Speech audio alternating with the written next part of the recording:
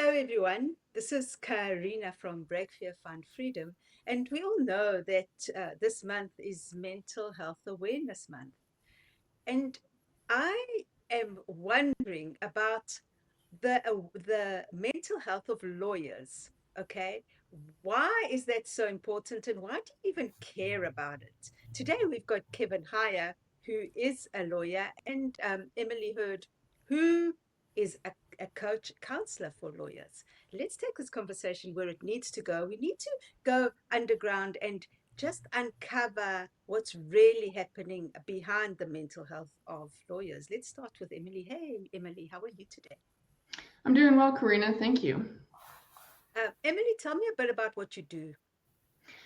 Yes, so I have been in the mental health field for 15 years now. I started out as a therapist doing mental health counseling, and over the last 5 to 7 years, I have shifted my focus to working with attorneys and other professionals in high stress, high demand industries, and have focused my work in a coaching, high performance coaching model with lawyers and other professionals.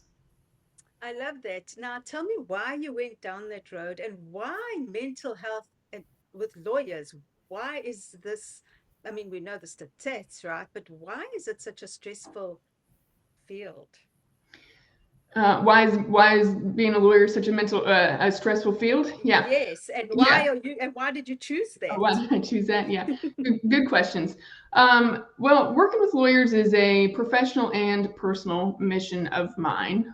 In my therapy practice, I started seeing more and more lawyers who were coming to therapy and really at the root of their kind of mental health issues, their anxiety, their depression was not necessarily an organic mental health or mental illness, but really the root of that issue was the chronic stress, the pressure, and the demands of the industry, and not really having the psychological skills to meet the performance demands of that environment. And so I really enjoyed working with lawyers because I have been around lawyers my entire life. My dad is a lawyer, my husband is a lawyer, many of my friends and colleagues are in the industry. So I've had this like behind the scenes view of what a lawyer's life is like my entire life. And then therefore I know the impact that this profession can have on people personally and also how that impacts their families and their home lives. Okay, one more question, and then we'll go to the lawyer in the house here. Tell me a bit, Emily. While you were talking, I was thinking about because I saw that the stats say that there is an increase in the legal profession. There's an increase in substance use and suicide. How do you deal with that? And is it real? Have you seen that? Oh, it's absolutely real, and I would say that the substance use ranges. There's a broad spectrum of the substance use in the legal industry. It can range from coming home and having a drink of alcohol to unwind every night, or going to a social function to network. And alcohol becomes a coping mechanism to kind of ease the pressure, turn your mind off. To taking sedatives to wind down at the end of the day, or people need help sleeping, or even taking kind of benzodiazepines during the day to manage the anxiety. Then we also have the use of Adderall and other performance enhancing drugs to like churn out work at a faster rate, and those types of substances to meet the demands of the work. And why it has increased, I think the pressure continues to be real. These mechanisms for coping, for reaching for help are easy to access. They seem like quick wins. It's in the long run that they really start to have a negative effect. So the first couple times that people rely on these things, it seems like a good strategy. And so I think it just kind of compounds over time, but the culture supports it as well, in terms of, alcohol being a central thing that people um, host functions around. It's always present at networking, so it's also woven into the culture, which is why I think it tends to increase. Mm. So again, you have environment influencing, which has a big impact on life for all of us in general. Thank you, Emily. I'll come back to you. I just want to speak to hey Kevin, how are you Hello, today? Carina. Long time no see, right? Yeah. Kevin, tell us a bit about you, the lawyer in the house. How does your experience relate to what Emily has just told us? Oh, it's not just the law. This is true of all high stress professions. But yeah, I mean, here's a starting point. Your typical law student graduates with crushing student debt, easily can soar over the six figures and six for 100,000 just for law school. And then if they have master's level debt or undergraduate debt, there's crushing student debt. It's a very competitive field. You get out there, go into these firms or in house if you can get in house out of law school, which I did, which gave me a somewhat unique perspective. I was in house before I even got into a firm, which was 10 years later. But all of these settings, you have to do top level work. And not that any profession doesn't strive for their best, but there is an expectation in certain quarters of the law that your work product has to be virtually perfect. I think Emily would probably agree with that, if not perfect. Okay. And that gets to people. You start having families you're trying to juggle responsibility with, and it's easy to turn to substances or problematic behaviors like gambling. I'm in recovery. I had a problem with stimulants. That's what I turned to. But there's all sorts of different substances, and addiction's addiction, and there's the whole mental health component. So if you're struggling with depression or anxiety, it's often tempting to turn to substances. Well, if you don't have anxiety or depression before you have a substance use disorder, chances are you will at the end. This is something Emily can comment on, but that's probably a roughly accurate statement. So there's a lot to wade through in this conversation today, but it's there, generating business, business development. If you want to make partner in a firm, I mean, many firms, I should say, still have up or out, meaning you rise up or you exit, not all firms. And, we're generalizing here. Okay. But it's a tough profession with all these student debt people have. And, the bar has requires a lot of you as an attorney, as they should, to protect the public. So it's a breeding ground for the temptation to turn to substances. And the set we use at the Hyer Calling Foundation, which is what I run to help those in recovery get back to work, is that 20% of practicing attorneys have an alcohol use disorder. That's a pretty scary figure. Some form, mild, moderate, or severe. I don't know, Emily, have you seen some of that in your work? Oh, absolutely. Yeah. I would say it's alcohol just across the board in our country, in our culture, is, a substance that is easy to turn to. You come home after a stressful day, you have a drink, and it provides kind of the drug itself provides that natural kind of disconnection from the pressure from your mind continuing to think about work. So there's a physiological ease, a physiological relaxation, and you're able to switch off work and escape from that for a little bit. And so I don't necessarily think that people set out to develop a problematic drinking behavior, but it just becomes this natural thing that you do after work. And then the way that the drug works, the nature of the drug is to bring up cravings and urges to start to drink more. So, and unless you're aware of that pattern, it's very easy to fall into having a drink every night or more. Then it turns into more. Yes. So what would the solution be here, Emily? Because I'm thinking it's such an accepted thing within our culture, and then you start getting the revolving doors of recovery, and that's all a whole different conversation, right? What would you say the solution is? Do we change? Because I've noticed. I'm sorry. I've noticed that the people are going a lot more towards the NA kind of sober living kind of life, but it's still very prevalent. And how would we change it?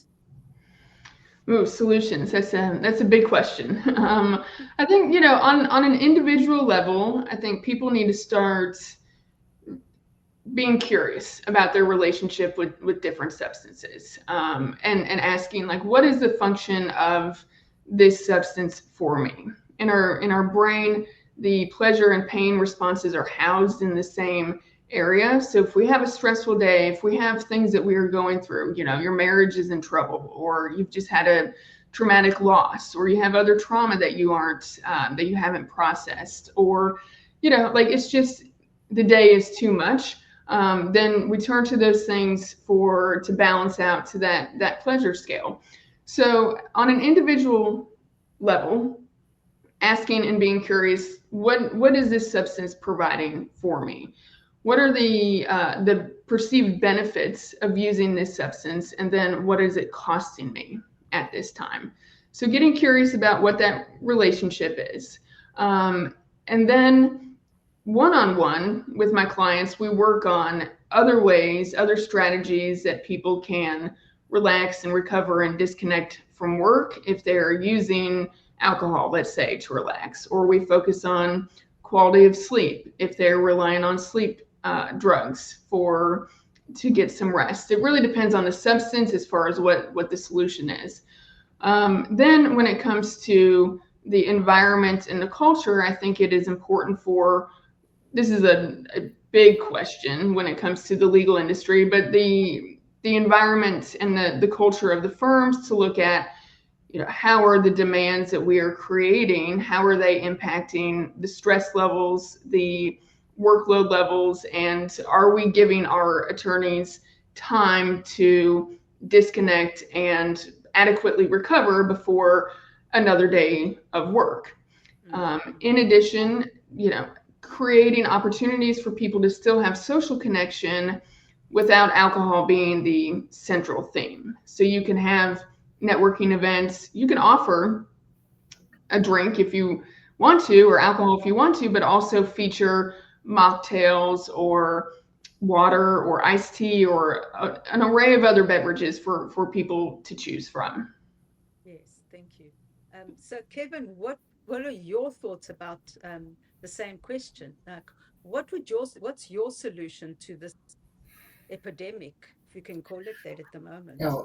To answer that question, honestly, I have to start by saying it's a massive undertaking, and I don't know that we're going to ever fully solve some of this. I think we might be able to make it better in some areas. I mean, the law inherently is stressful, and our clients deserve to expect the best from their attorneys, especially, when you're charging a certain amount of money for your services, people have every right to expect top-notch work product. So I don't think that the issue is there with the work that has to get done, but it's finding that balance in ways that are healthier rather than unhealthy.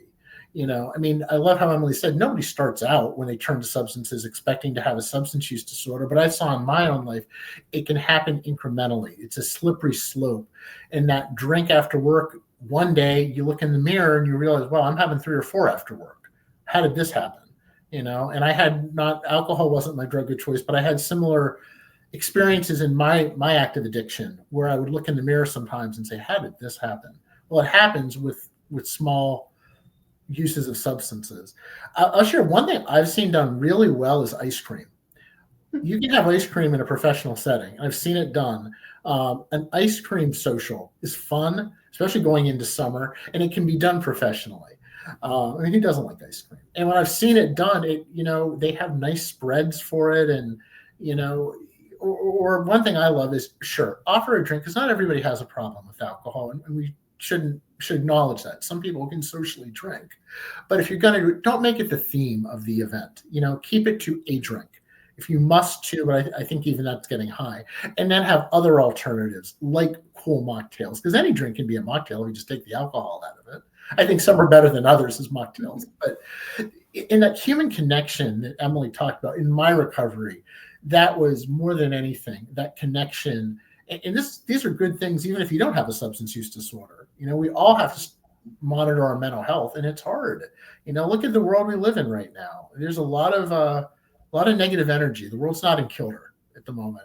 Then how we turn to that? That's one of my great fears. One of my biggest fears, my greatest hope, is that we're not going to see, with the uncertainty in the economy and world peace, another pandemic of substance use. We already knew that before the COVID pandemic, addiction was already a problem in America. And the pandemic, the stress and isolation of it, just exacerbated what was already a problem. So it forced this issue to the front. And that's what I've been doing the last few years, sharing my story as a lawyer who had a problem with cocaine and methamphetamine, to break some of those stereotypes, to say, we've got to talk about this right now. We have got to tackle the stigma. And there are firms out there that are stepping up. And one in particular, Obermeyer, Rubman Maxwell and Hempel, my former firm, is doing some neat stuff in this space to say, look, we got to talk about this in the workplace. The time has never been more crucial, and I'm extraordinarily proud of their leadership. Because, as I said, it's my former firm, and seeing their neat support of recovery is it's neat stuff. It's neat stuff. Emily, do you feel like the firms are paying lip service to this, or do you feel like there is a movement afoot to try to change some of this? The billable hour is not going to go away. We all know that. Okay, it's not. But what are some alternatives to maybe marginally begin to make life easier for attorneys? Yeah, so I like to believe that there has been movement, there is progress. It is slow moving. I mean, you were talking about changing an entire culture, and that takes a long time, and that takes a lot of commitment from the top down. The humans at the top have to be very bought into supporting well-being, making it a psychologically safe environment for lawyers to come to HR or whomever it is and saying, hey, I'm really struggling right now and I need some assistance and I need some support. And they trust that they will receive that support rather than being punished or terminated or thrown out because they admitted that they were struggling with something. So I see a lot of movement in talking about various mental health issues, whether that's anxiety, whether that's depression. And I see a lot of programming around that. I do see that there's an opportunity for more alcohol use or substance use specific programming and talking about it more, normalizing it more. I think it's very powerful when attorneys can share their stories just like you do, Kevin, and normalize.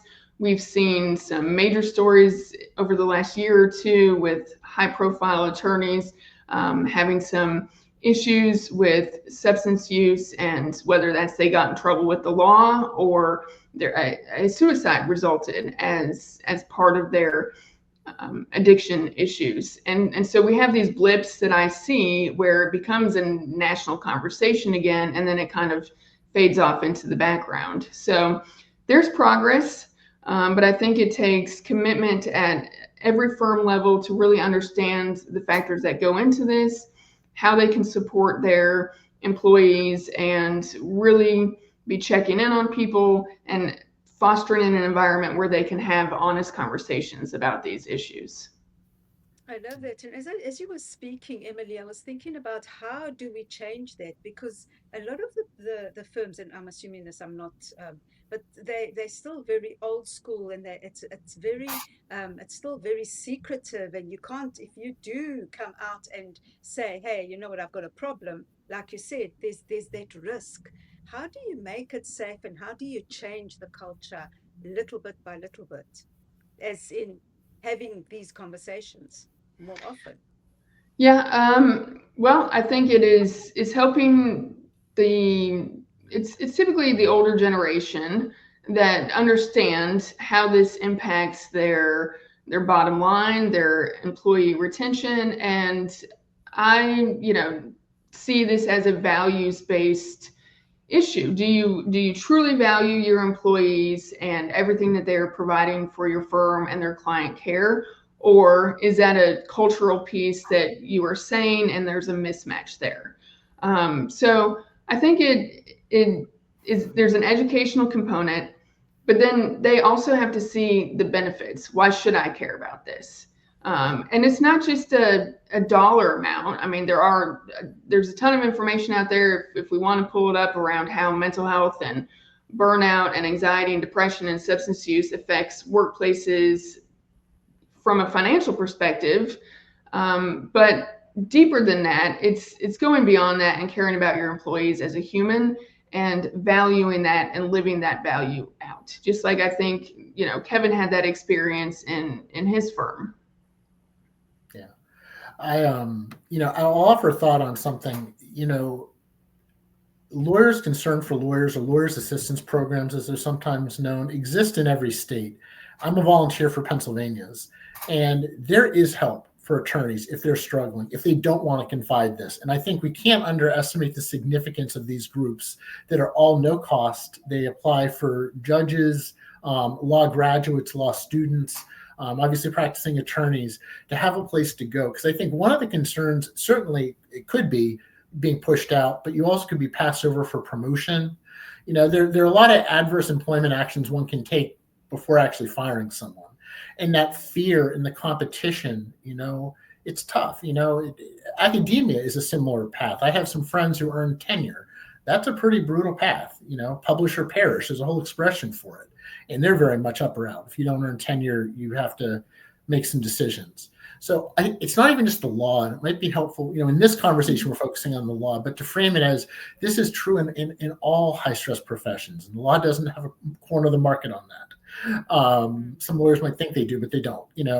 All of us here are professionals who work very hard, and normalizing talking about it. But I love what Emily said. Obviously, they have to see an ROI on it. That's the business world. But you need the buy-in, because if there's not buy-in from the top, in my opinion, on recovery-friendly workplaces, it's just for show, and it will be counterproductive. You're better off doing nothing than trying to say this if you're not honestly looking to change. And when you have leadership that had a spouse perhaps that went down this road, they dealt with this, whether it's mental health issues or substance use disorder. And substance use disorder, again, it's for those listening who aren't as acquainted, that's the new term for addiction, the disease of addiction, substance use disorder, SUD. SUD encompasses all substances. So again, addiction's addiction, substance use disorder is substance use disorder. And we can't forget either that the problematic behaviors, food, gambling. I mean, there's been a huge surge in online gambling, online betting, that we got to talk in America about how to manage work-life balance or work-life integration. I don't know. And that's what we have folks like Emily for. I mean, I'm an employment lawyer that helps people get back to work. I went down this road myself, so I have some lived experience, but I don't have the mental health training that Emily and her colleagues do. So I appreciate so much, Carina, you hosting this. Because Thank you, Kevin. I just, as you were speaking, I was also thinking about how do we get to those, the leaders of these firms, to make them understand that when you actually have wellness programs and you're dealing with substance abuse, substance use disorders within the firm, when you're actually looking at it instead of hiding it under the carpet, so to speak, your ROI actually increases.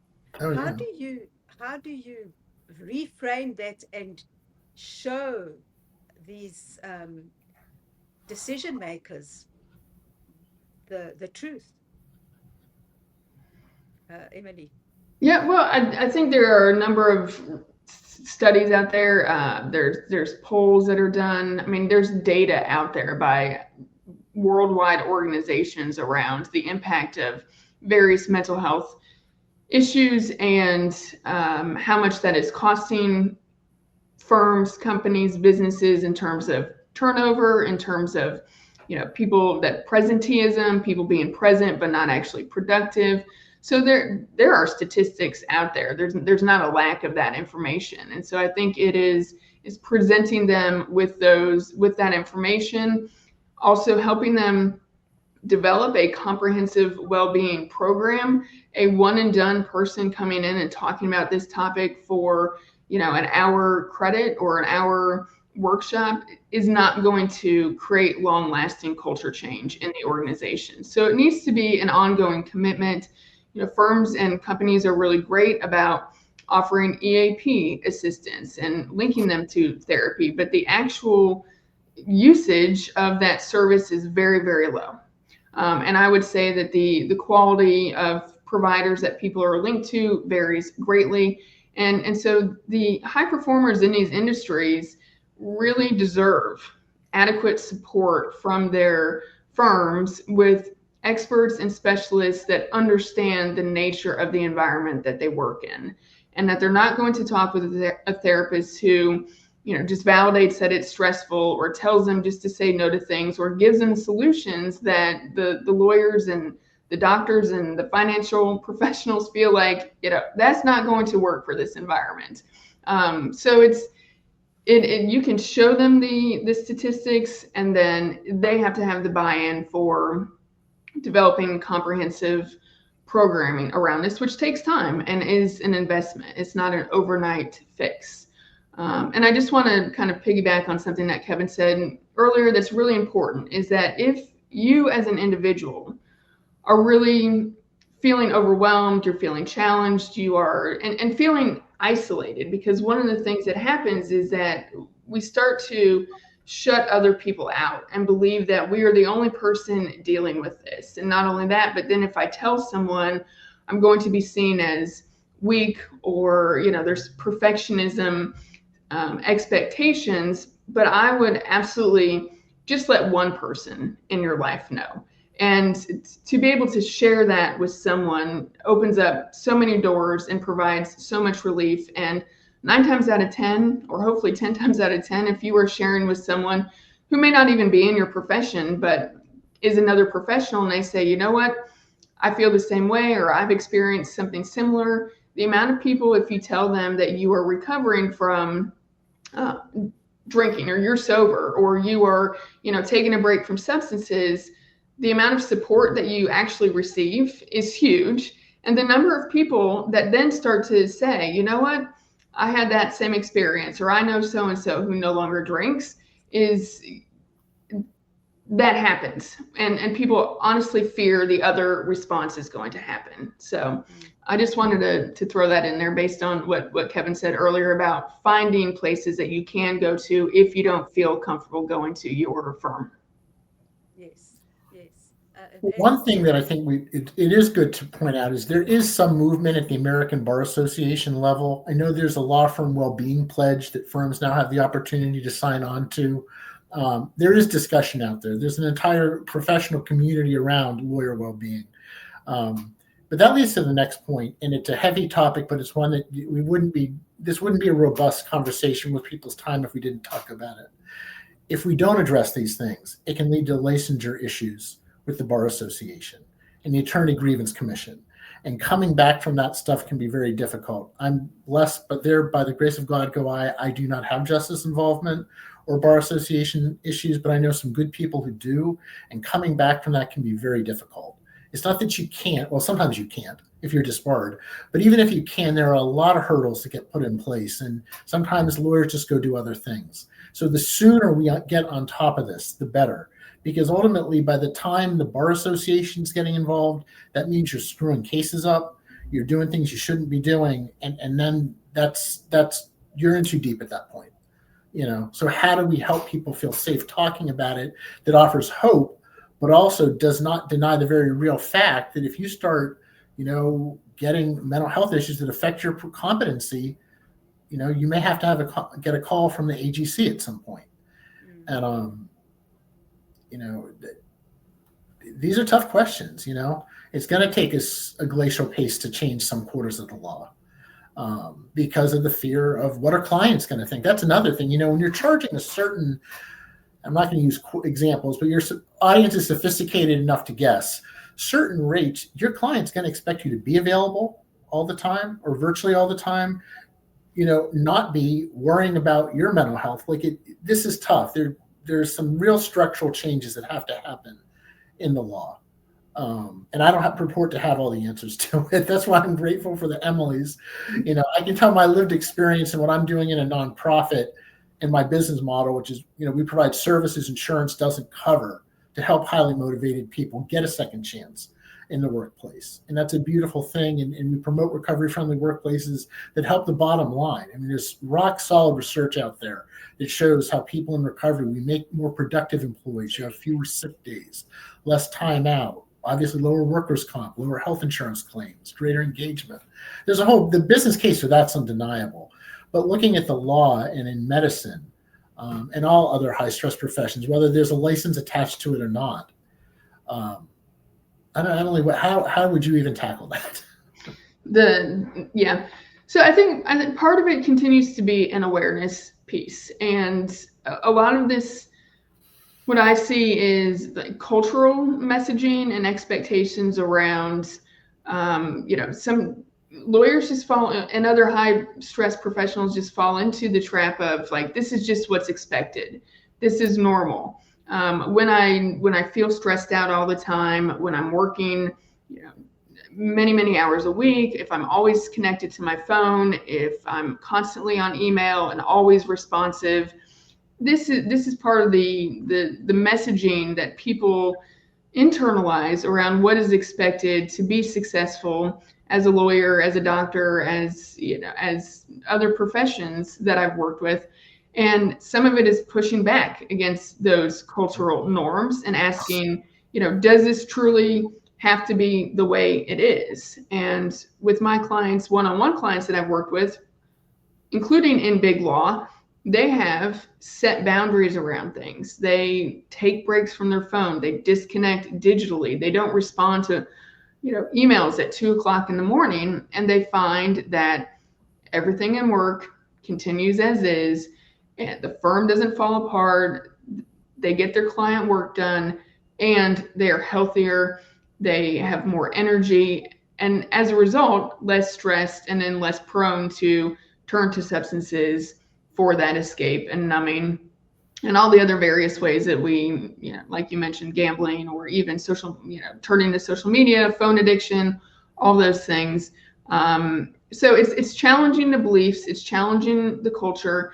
You might feel like you are swimming upstream, but it is possible to have more agency over yourself and how you work than you might think at this point. So part of it's that awareness piece and helping people understand what is normal to experience in these high stress professions and what's not normal that you might be counting under this belief of, well, this is just the way it is. All doctors are stressed. All lawyers are stressed, because that's not true. Yeah. One other thing that I think offers some hope in this conversation is that, from what I've read, and I think the ABA has done some work on this, Gen Z attorneys, younger attorneys, have different expectations of work-life integration than perhaps their seniors do. And I think there's some movement afoot of younger attorneys today to say, look, I want to have time with my family. I want to have a life outside of work, and I just admire that a lot, because it is pushing back, and I think there are still firms out there, some, clearly not all, that may adopt something along the line of the view of, look, if you want to work here, you want to work on some of the top tier cases, some certain quarters, I'm trying to be diplomatic, of big law. And they say, look, this is what comes with it. And people shouldn't have to say, I want to work here and do, top cutting edge legal work and exchange everything else simply because there's a nice compensation package around it.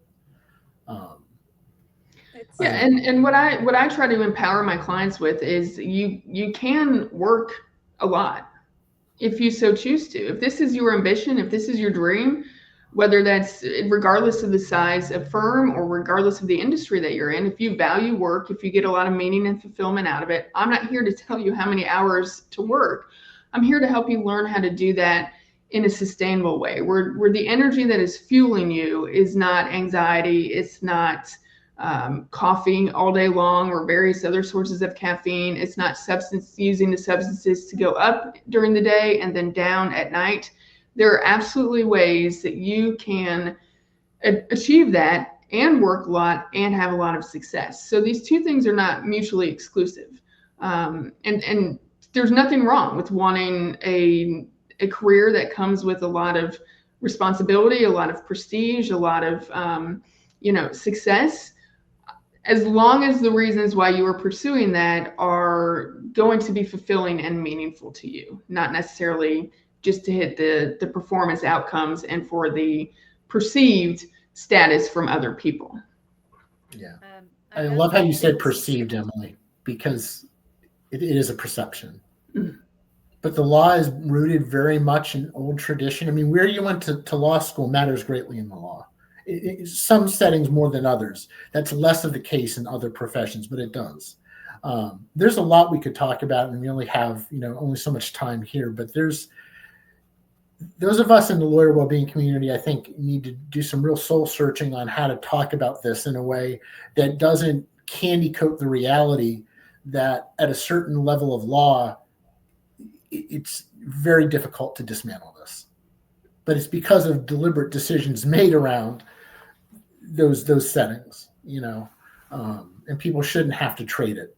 Say, I want to have work-life integration or a successful career with the rewards that come with that. Mm-hmm.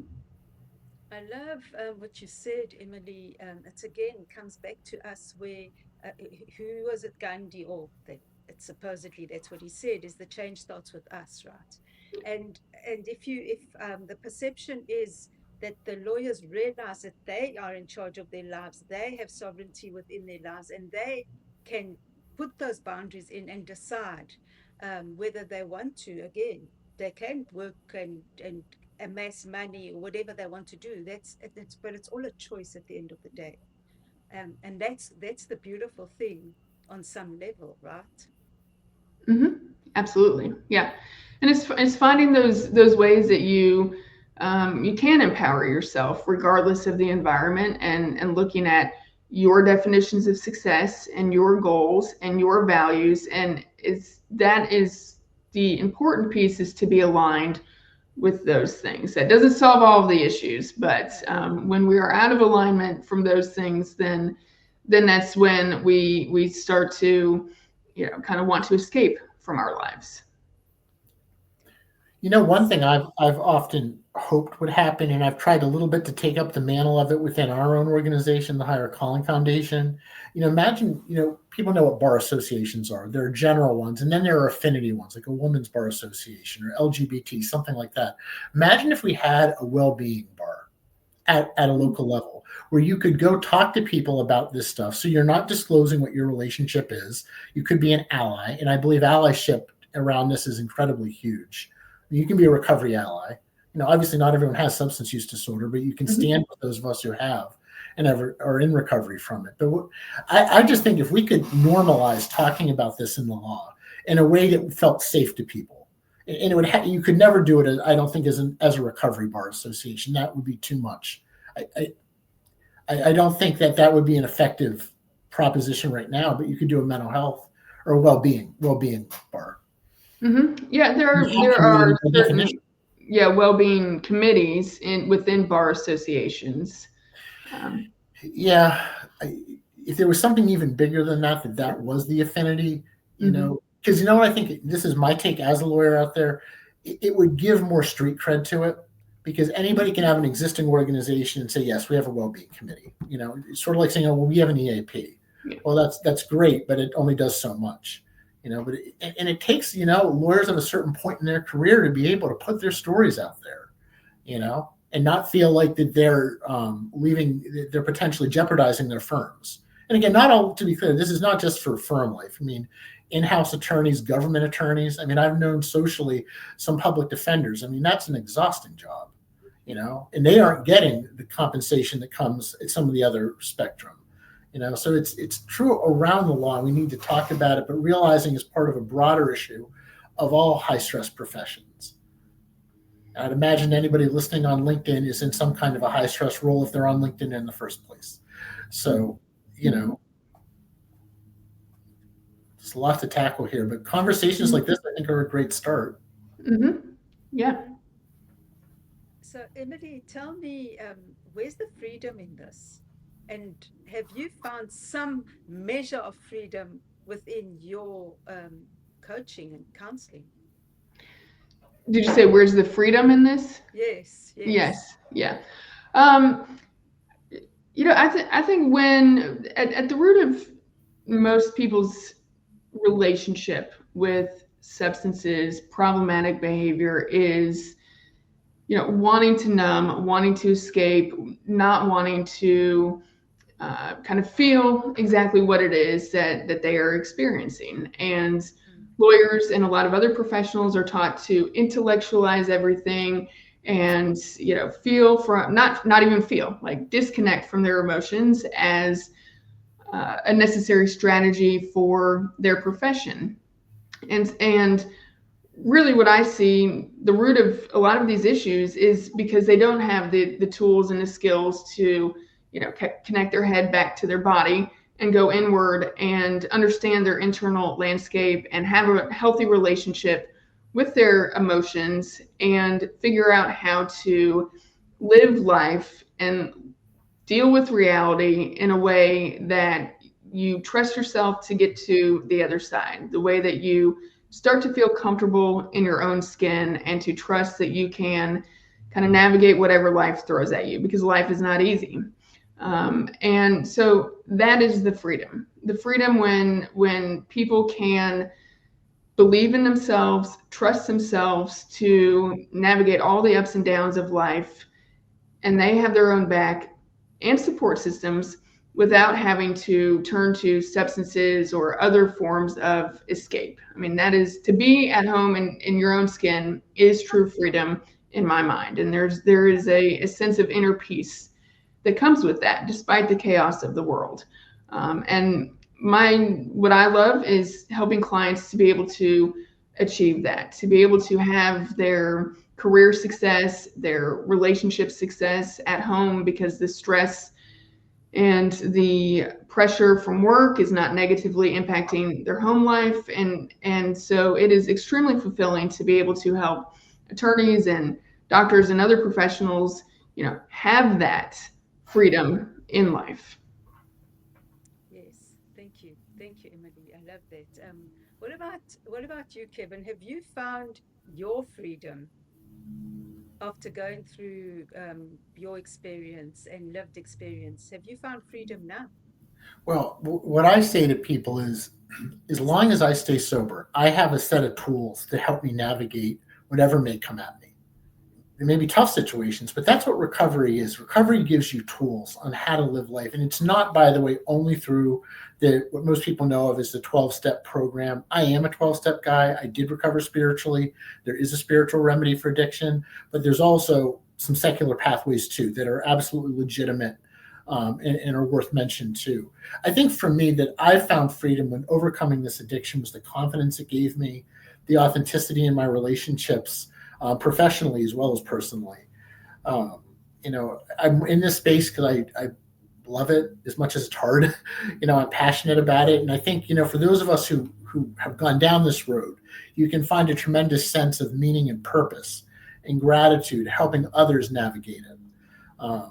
As a volunteer, I get calls, and there's some tough stories out there from attorneys who simply want to have a family and a fulfilling career. It's like these people are not asking for too much. There's nothing radical about these conversations, but they're up against some perceived and real barriers that, we're not Europe. We don't look at work the same way as they do over in other parts of the world.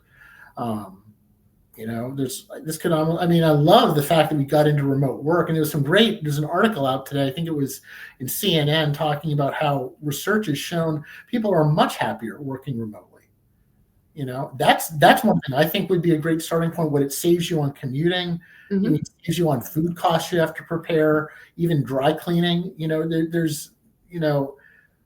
If we allowed people to work from home when it made sense, that would go such a long way, I think, to helping with and it would save money. I don't understand why companies resist it, but right now, obviously, there are return to work policies in effect. And what they're also showing is that during the pandemic, people developed daytime addictions. Oh, yeah. So people are coming back to work with an addiction to whatever it may be.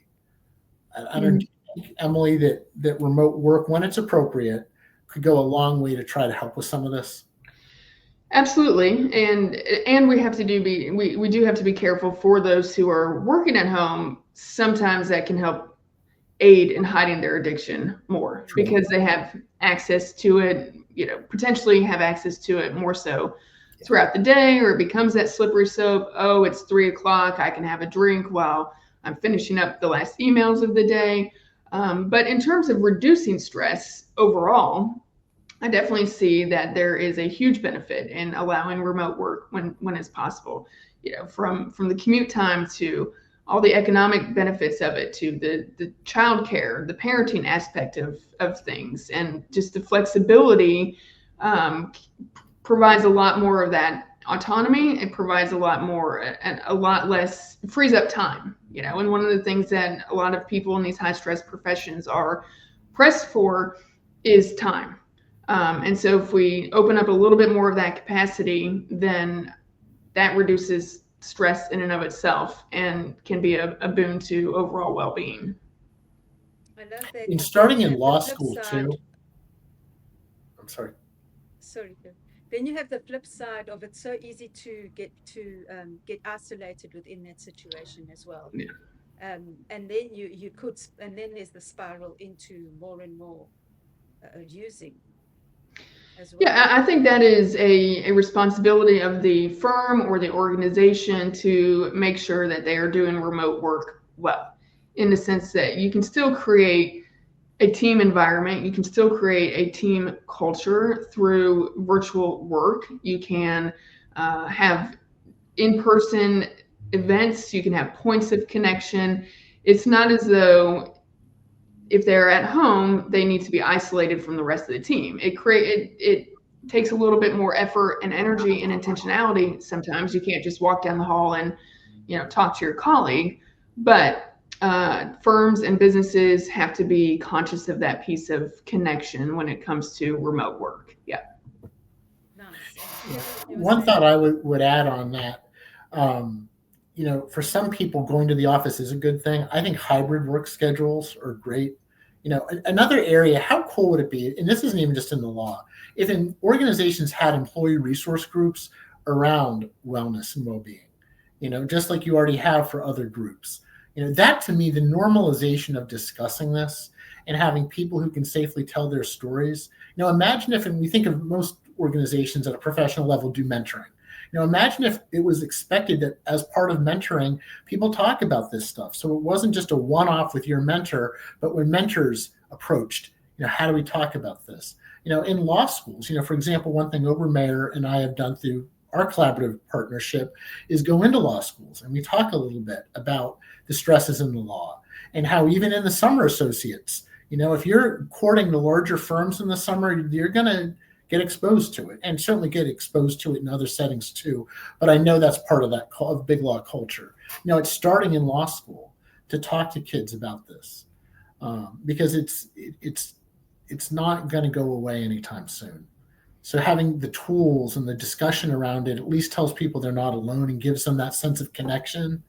Inherently, it provides connection and community, which is so huge in overcoming substance use disorder as well as anxiety and depression and and other mental health. I mean, that's for me. I can tell you in my own personal recovery, it's that connection has been huge. Mm-hmm. A sense of community, knowing that other people are dealing with the same thing. Yeah, and social connection, research shows that the number one most important factor related to our mental health over the longevity of our lifespan is the quality of our relationships, that social connection piece.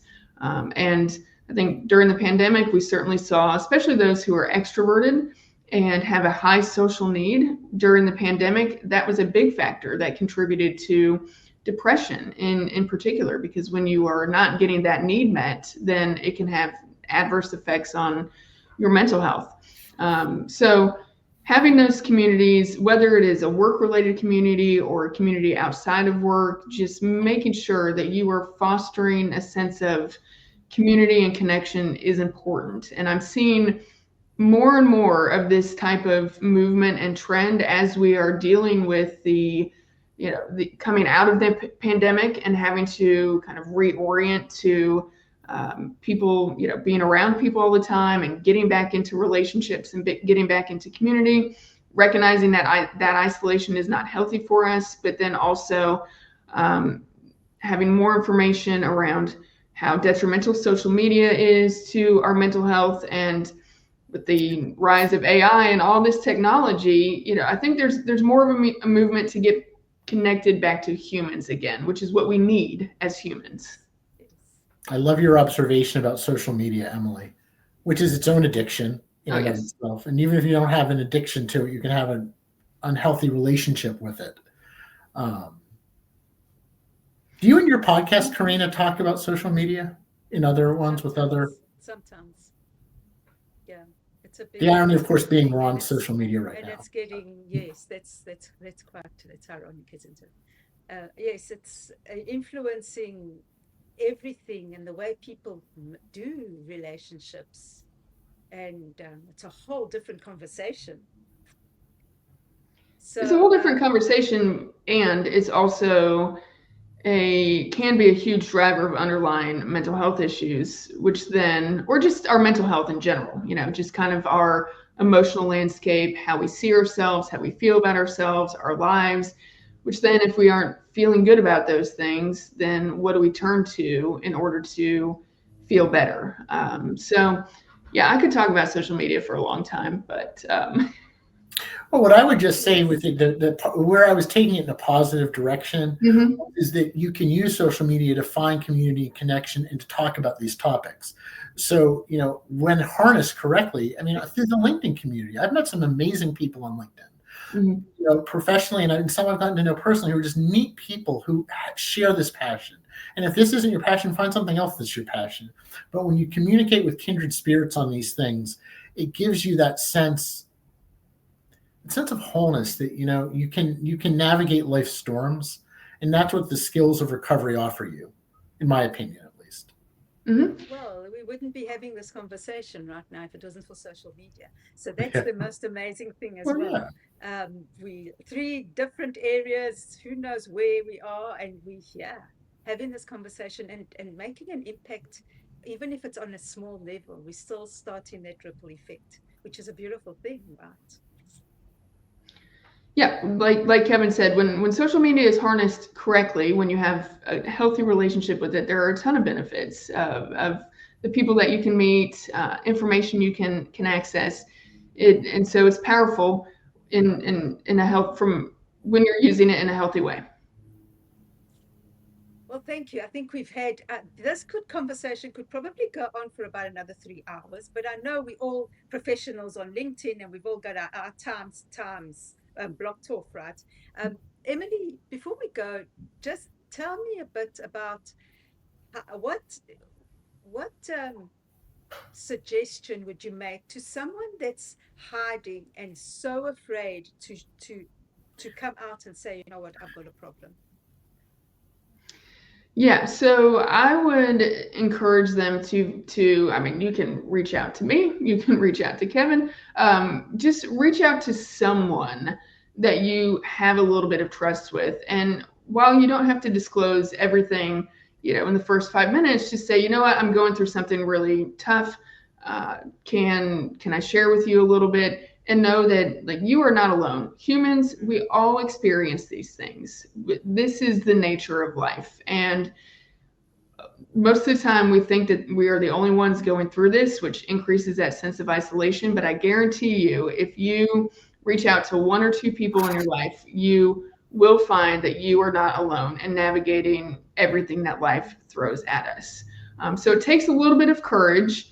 And if that first person doesn't give you the response that you're looking for, try again. There's always professional medical help if you want to go down that route.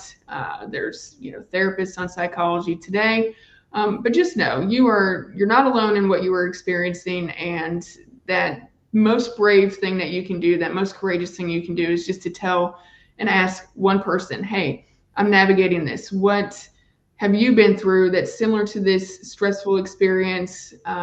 What have you found helps you? And so just that it's as simple and as challenging as that, I would say. Well, thank you, Emily. What about you, Kevin? What do you suggest? For people as we wrap up on here, I mean, there's a lot of great information out there online. I like the point of finding even just one person in your life you trust somewhat, even if it's somewhat, at least professionally, that you feel like you can share a little bit with. Because I found in my conversations, with one exception, I mean, one time this did happen since I got into this work. Every time I mentioned addiction to someone, they've shared with me there was someone in their family or close friend group who dealt with it. Once I met someone who said no one in their family had addiction. I'm like, well, that's great. I'm very happy for you, but you're a rarity statistically. So when you share the stuff, other people share their burdens, and you can be that one to sort of make it easier on them by sharing, because I just find, I think it's come up already. When you talk about this, other people have gone down the road. And you can get support that way. You know, um, and also if you're a family member of someone with SUD, there are family member support groups out there for people in recovery. Obviously, if you're sober curious, there are groups. If the 12-step model is not your thing, Smart Recovery, Life Ring, Women for Sobriety, She Recovers Foundation. There are some great groups out there that are secular, if that's your preference, to get information around that. So that's what I would say: is start getting information and educate yourself. Mm-hmm. Yeah. Thank you. Thank you. Emily, where can people find you? I know you're on, what's your handle on LinkedIn? Yeah, so I did not change my title on here before I came on, but you can connect with me on LinkedIn. It's Emily Heird, LPC/MHSP, and then my website is VantageViewCoaching.com. Thank you. And Kevin, what about you? They can find me on LinkedIn, and I'm also our website is Hyer, Hyer calling.org. Nice. Wow, this was a great conversation. Thank you so much for being here. I'm so glad that we coordinated to have this conversation, and maybe we can have another conversation at another time, because there are so many things that we have to talk about, and we need to just talk them out and say, okay, it's okay to have these conversations. So thank you. Thank you so much for being here, and we'll see you soon. And thank you, everyone, for being here and listening to this awesome conversation. And we'll see you soon. Bye. Thank you, Carina. Thank Thank you. you.